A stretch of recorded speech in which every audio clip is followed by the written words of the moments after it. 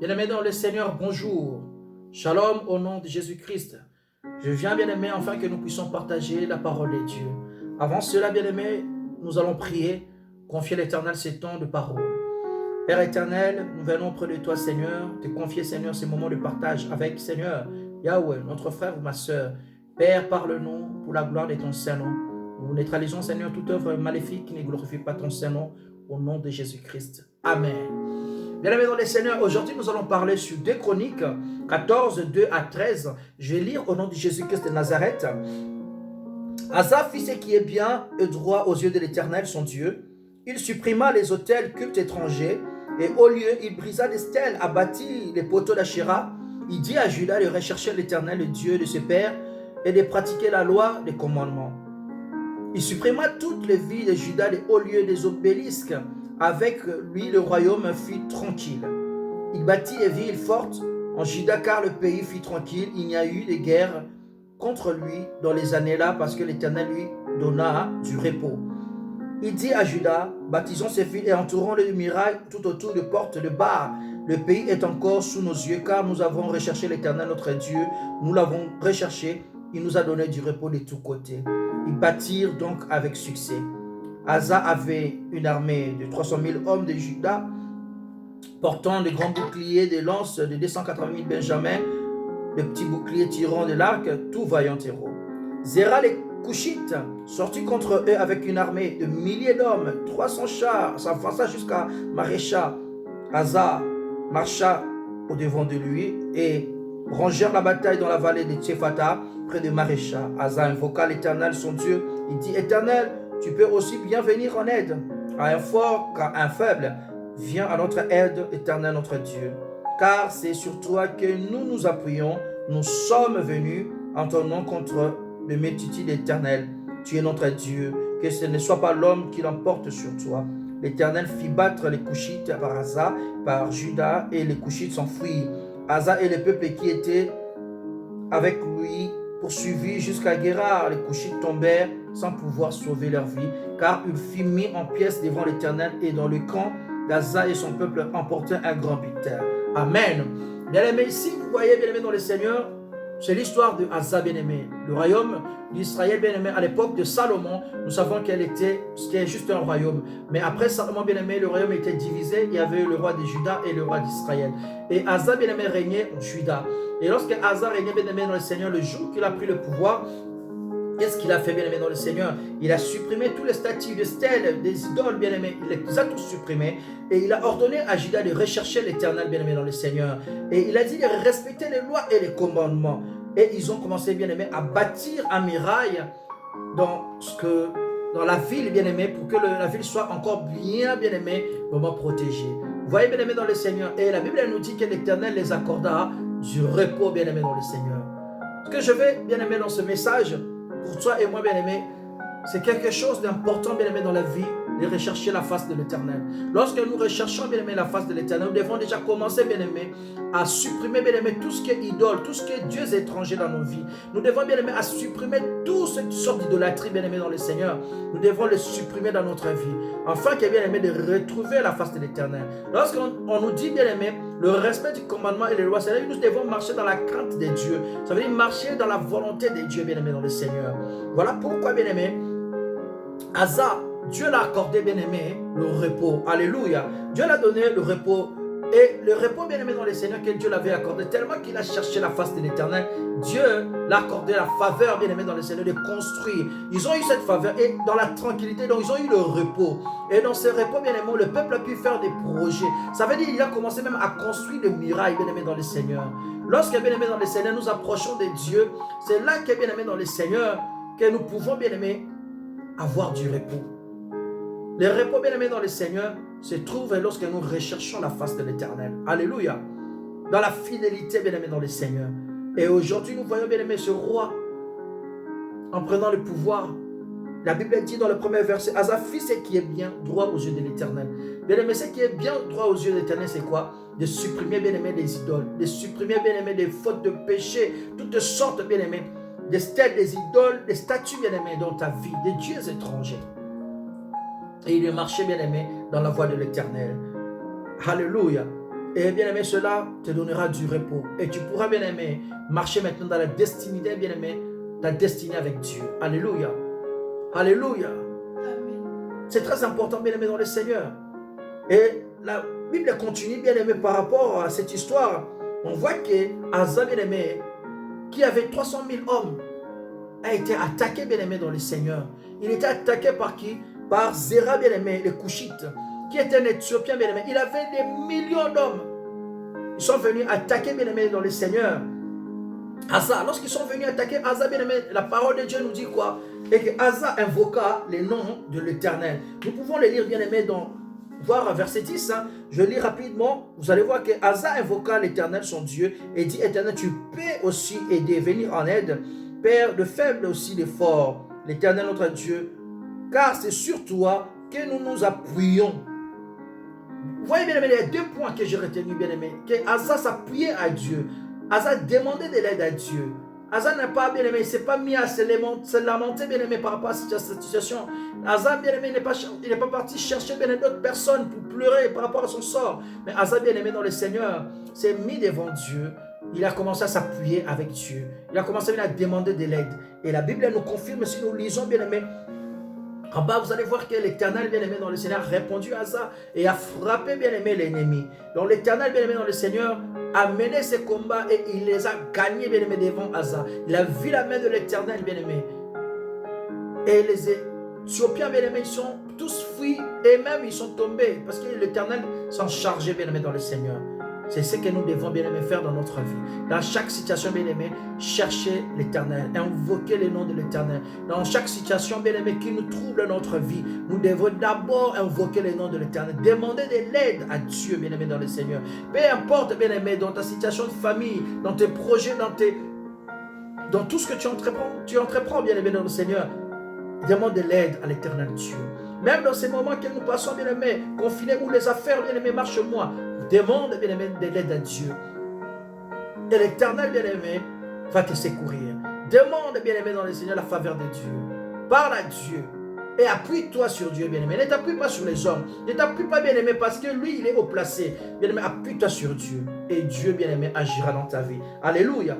Mais bien aimé, dans le Seigneur, vous voyez, dans ce temps que nous passons, la Bible continue de dire dans des Chroniques 15, 12, 13, Asa, bien aimé, dans le Seigneur, il s'engagea, bien aimé. Tellement la victoire, elle était là, il a vu la main de Dieu. La Bible nous dit que, je lis au nom du Seigneur, des Chroniques 15, 12, 13, la Bible nous dit, il prit l'engagement de rechercher l'Éternel Dieu de leur Père, de tout leur cœur et de toute leur âme. Quiconque ne recherchait pas l'Éternel Dieu d'Israël devait être mis à mort, petit, grand, homme ou femme. Vous voyez, bien aimé, dans le Seigneur, il s'est mis même à dire, non, je veux m'engager avec le Seigneur. Je veux le servir, bien aimé, dans le Seigneur. Bien aimé, je veux te dire aujourd'hui, engage-toi dans le Seigneur. Engage-toi, sers l'Éternel. Il a même juré serment, bien aimé. Il prêtait un serment, l'Éternel, à voix haute, avec une clameur au son de la trompette et des corps. Donc, il a juré fidélité à Dieu, bien aimé, dans le Seigneur. De servir le Seigneur. Nous devons, bien aimé, nous engager, bien aimé, avec Dieu. Si nous voulons, bien aimé, avoir du repos dans nos vies, nous devons nous engager, bien aimé, dans le Seigneur. Si nous voulons, bien aimé, que nos vies changent, nous devons nous engager, bien aimé, avec le Seigneur. C'est très important, bien aimé. Nous ne devons pas, bien aimé, vivre, bien aimé, sans engagement avec le Seigneur. Dieu nous fait du bien.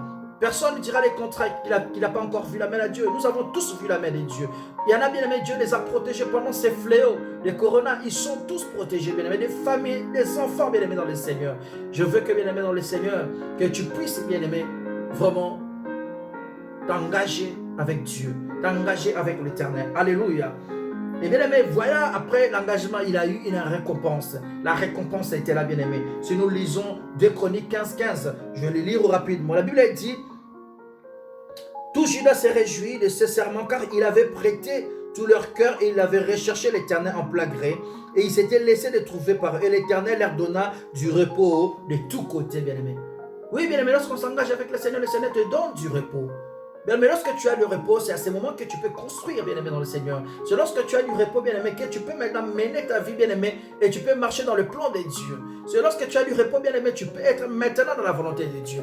Bien aimé, si tu n'as pas du repos, bien aimé, tu seras dans la guerre.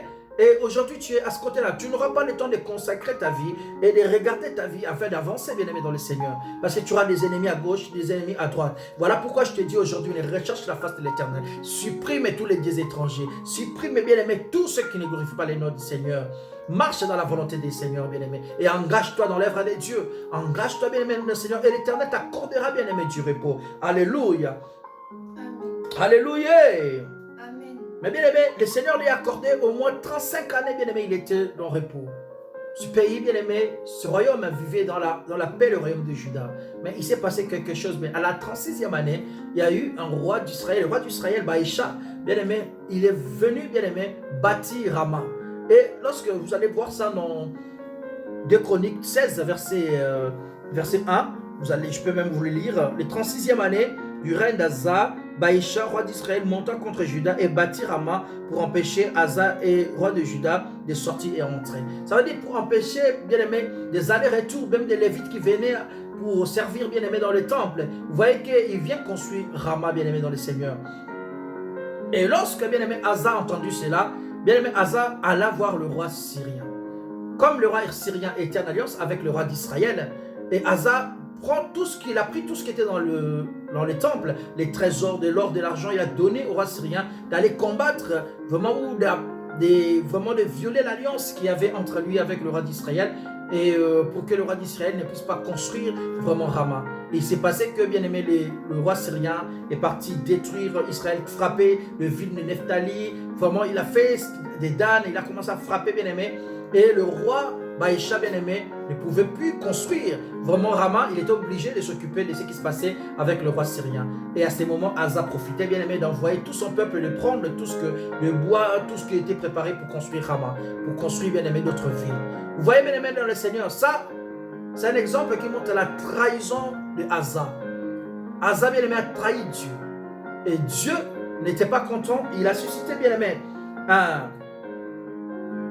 c'est un prophète, vraiment un serviteur de Dieu, qui, bien aimé, a parlé à Asa.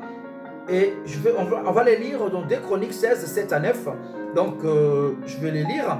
Dans ces temps-là, un voyant, alla auprès d'Asa, roi de Juda, et lui dit, parce que tu t'es appuyé sur le roi syrien et que tu n'es pas appuyé sur l'Éternel ton Dieu, l'armée du roi de Syrien s'est échappée dans tes mains. Les Couchites et les Libyens ne formaient-ils pas une grande armée de chars, des cavaliers très nombreux?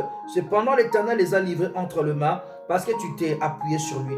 Car l'Éternel parcourt toute la terre de ce parmi ceux dont le cœur est tout entier à lui. Tu as agi en insensé dans cette affaire, car dès à présent, tu auras de guerre. Vous voyez, bien aimé, dans le Seigneur, Asa a trahi le Seigneur. Et le Seigneur lui a posé la question. Mais attends, il voulait juste construire. Il fallait que tu t'appuies sur moi. Il fallait que tu viennes me voir. Mais pourquoi tu es parti t'appuyer, bien-aimé, sur le Syrien? Pourquoi tu es parti le voir pour créer cette histoire avec ton frère? Vous voyez, bien-aimé, dans le Seigneur, lorsque nous nous confions à l'Éternel, bien-aimé, il n'y a pas que d'autres situations que tu trouves, ah non, ça je peux le faire tout seul. Non, non, non, l'Éternel fait que, bien-aimé, nous puissions, bien-aimé, nous confier à lui d'un cœur tout entier. Ça veut dire que toutes les affaires, bien-aimés, nous devons nous mettre avec Dieu. Nous devons, bien-aimés, dans le Seigneur, mettre Dieu au centre de notre vie. Alléluia. Nous ne devons pas, bien-aimés, choisir des affaires, dire non, ça je veux le faire, ça je veux mettre. Non, non, non. Et Dieu s'est senti, bien-aimé, vraiment trahi par Asa. Et Dieu a dit que Asa n'aura plus de repos. Ça sera maintenant la guerre. Vous voyez, bien-aimés, dans le Seigneur, ce qui ne permettra plus à Asa, bien-aimé, de construire parce que la guerre ne te permettra pas, bien-aimé, dans le Seigneur, d'avancer. Vous voyez ce que je veux dire? C'est très important, bien-aimé, ce que je voulais qu'on partage aujourd'hui. C'est vraiment quelque chose, bien-aimé, dans notre vie. Tant qu'enfants de Dieu, nous devons savoir que, bien-aimé, l'Éternel fixe son regard sur ceux qui ont un cœur disponible. Vous pouvez le regarder sur 2 Chroniques 16, 9. Vous allez voir que, bien-aimé, lorsque nous avons un cœur, bien-aimé, disponible à Dieu, un cœur tout entier, bien-aimé, l'Éternel, lorsqu'il regarde sur terre, il fixe son regard, bien-aimé, sur ceux qui ont un cœur entier à lui, bien-aimé. Et nous devons, bien-aimé, dans le Seigneur, avoir un cœur à Dieu. Alléluia. Nous devons passer, bien-aimé, les intérêts de Dieu avant. Et nous devons, bien-aimé, passer d'abord le royaume des cieux. Parce que la Bible dit, cherchez d'abord le royaume des cieux et le reste vous sera donné après. Alléluia. Tu dois, bien-aimé, dans le Seigneur. Nous devons, bien-aimé, dans le Seigneur, vraiment construis tout, que Jésus-Christ soit le centre de notre vie, bien-aimé. Dans chaque situation, construis des projets avec Christ. Vous voulez faire quelque chose, faire avec Jésus-Christ. Posez des questions, que dira Christ dans cette situation? Que dirait le Seigneur dans cette situation? Nous n'allons pas faire des choses tout seuls, mais nous devons, bien-aimé, mettre le Seigneur dans le centre de notre vie, afin que, bien-aimé, nous puissions avancer. Alléluia. C'est très important, bien-aimé, dans le Seigneur. Nous devons faire confiance à Dieu. Nous allons lire, bien-aimé, Psaume vraiment 37 à 5. Vous allez voir, bien-aimé, c'est très important de faire confiance à Dieu. Alléluia. Je lis au nom du Seigneur, Psaume 37, verset 5. La Bible dit: